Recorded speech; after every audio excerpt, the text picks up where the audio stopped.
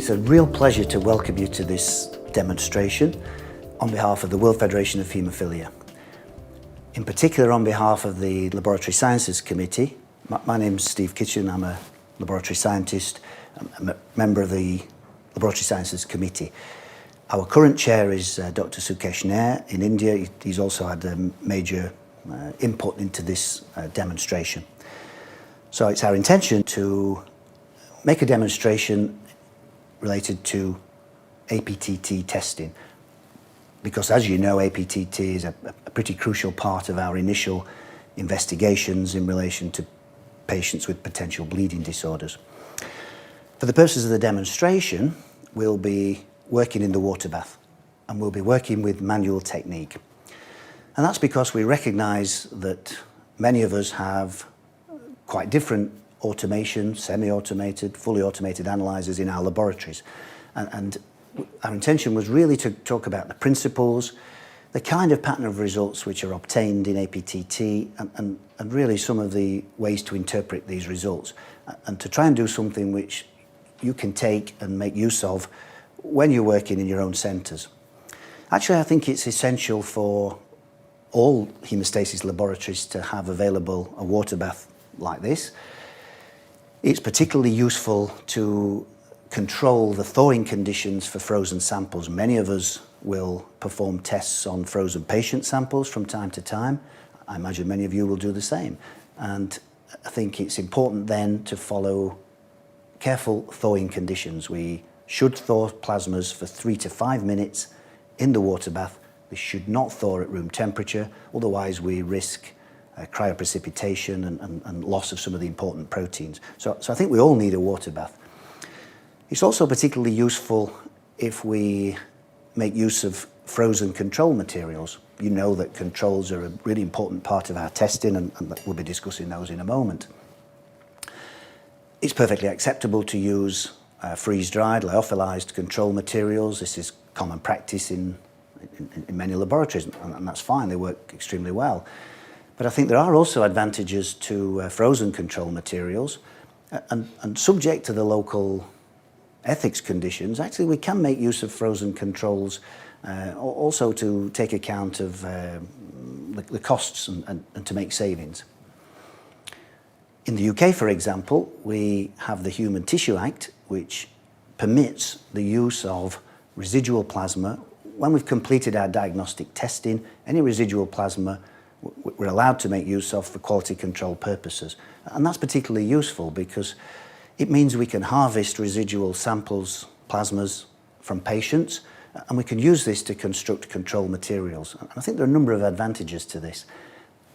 An obvious one is cost, of course, but I think in addition to that, such a sample, because it's a patient material, it's closer in its properties to patient samples, and I'm sure that's an advantage, because it's difficult to keep control materials with the same properties when we have to go through freeze-drying lyophilization. So I think there are a number of advantages. When it comes to the water bath, it's important that we use calibrated thermometers. The temperature is crucial. All of the testing we're doing and the thawing is of course influenced by the temperature. We'll be running some manual APPT tests in a moment, and in this case the water baths that are used should be carefully controlled, and the temperature should be recorded. We use a system in my lab with where there's a bottle of fluid, and you can see the wire links to the device, and the device monitors the temperature. So we've got a record of that, and I think that's important so that we know that we're working within the limits. And of course we want to work at 37 degrees, as we are at the moment, but we have some tolerance, and we should be using a water bath where we're able to keep that controlled within plus or minus 1 degree at the most, and then I think we're in an appropriate area for testing.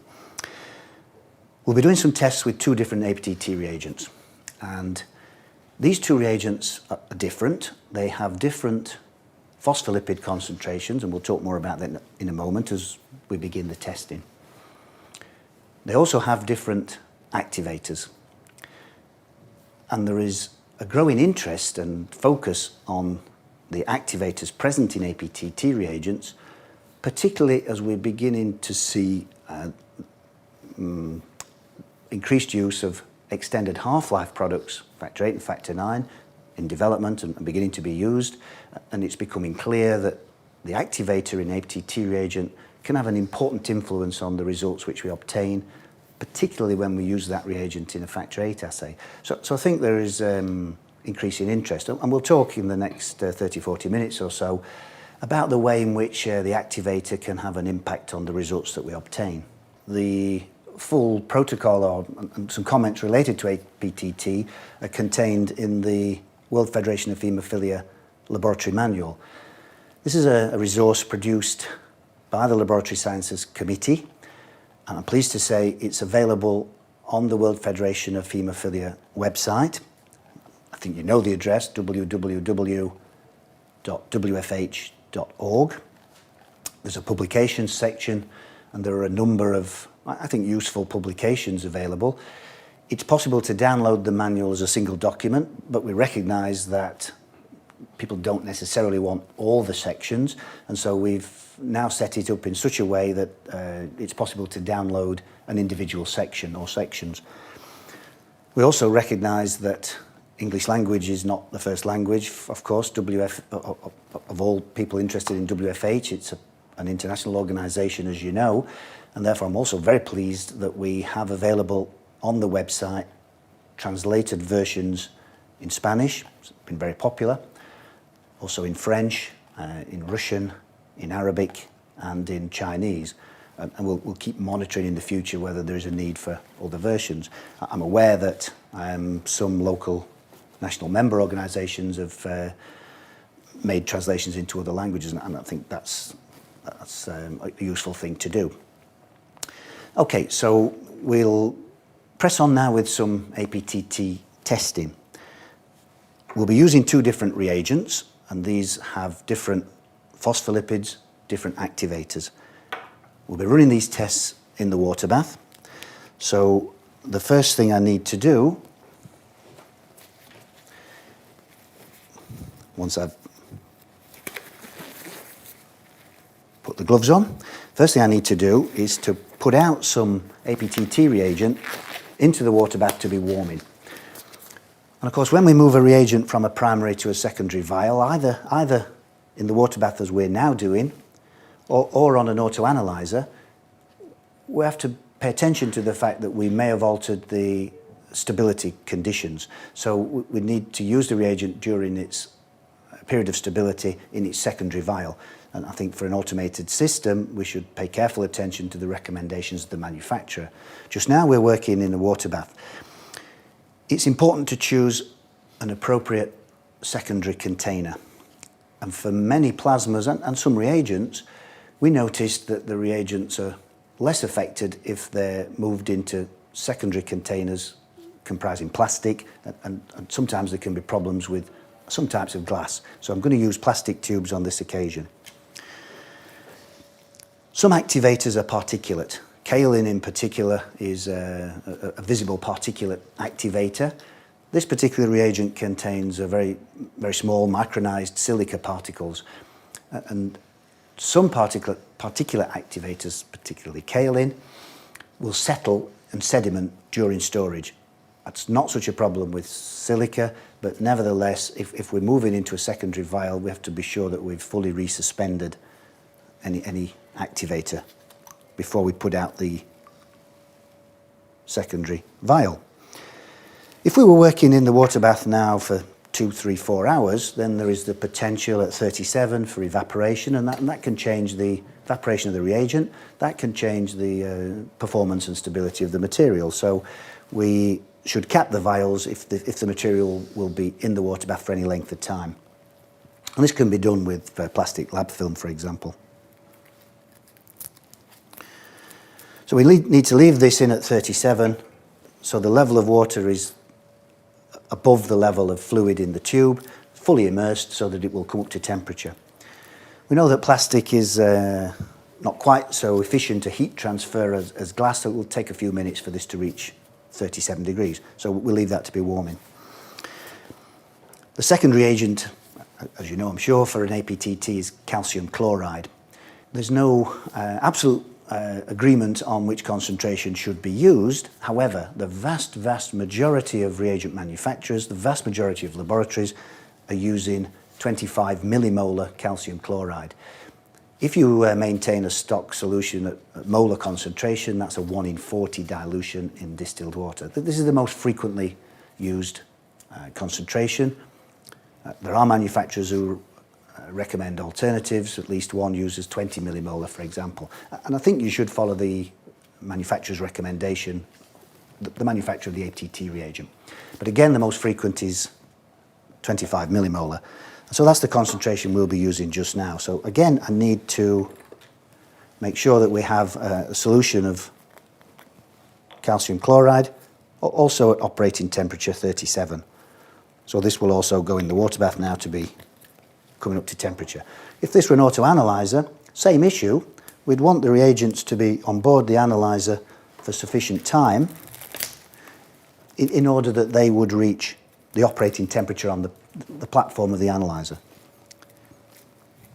So this also goes in the water bath. I think whenever we're performing APPT reagents, APPT tests, whenever we're performing APPT tests, it's really important to begin with a control. We have guidelines available to us, the WFH laboratory manual we've already mentioned, but also other national and international guidelines. And a common feature in all of those guidelines in relation to APPT is that we should test at least 2 levels of control. I think 2 levels is adequate. But there should be levels with different results. We need a normal control, and that tells us that the method is under control in an important area, that we're able to obtain good results in normal samples. But of course, some of the key samples that we'll be testing are patients with abnormalities. We're interested in particular, of course, in bleeding disorders. So we want to be confident that our method is also working well when we're dealing with prolonged APPTs. So I think the second level of control should be effectively an abnormal in a critical area. So we've got some degree of prolongation. It's acceptable to use lyophilized controls, but I think there are some advantages also to using frozen materials. The properties of the control material should be as close as possible to patient samples. And if we use frozen controls, we have less potential to introduce changes. It's ideal to begin with patient samples for the abnormal, and this is why I think it's useful if ethical rules in operation allow us to harvest residual plasma from patient samples. If we do this, then it's acceptable to make a series of small pools. Perhaps this is done on a series of different days, 20 mils today, 20 mils tomorrow, 20 mils over a series of days, and these can be deep frozen. They should be frozen at an appropriate temperature, and that really means at least minus 35, minus 50, minus 70. We should not be storing those materials deep frozen at minus 20. Particularly for APPT, we can begin to see changes during storage, and that can be a problem. So we need sufficiently low storage conditions.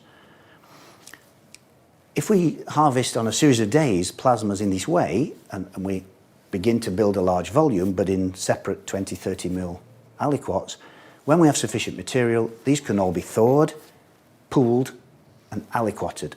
It's key, absolutely essential, that each of those aliquots of the control material is identical to all the others, as close as we're able to make it. So we should treat each of those aliquots in the same way. So we thaw and pool. We make a single pool of all the material.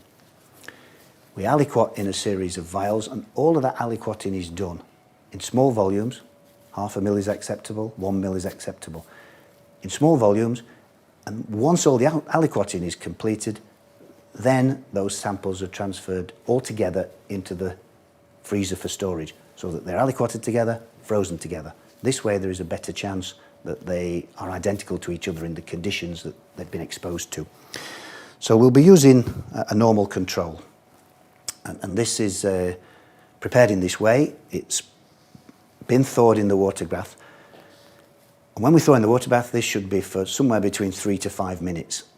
When we've completed that thawing, mix by inversion, just in case there has been any precipitation of, for instance, von Willebrand factor during the processing and storage.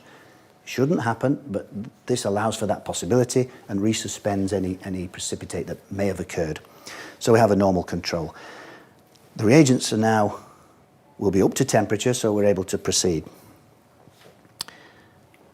The testing itself.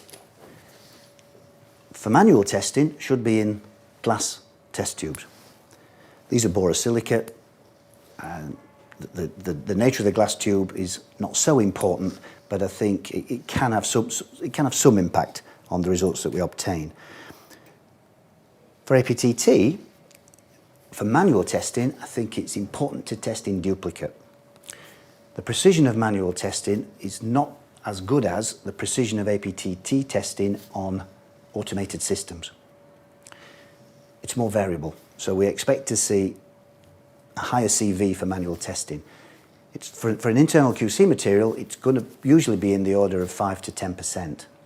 So it's an acceptable level for patient management purposes, but is not at the level of 2 to 3% that might occur on an automated analyzer. Therefore, we need to test in duplicate.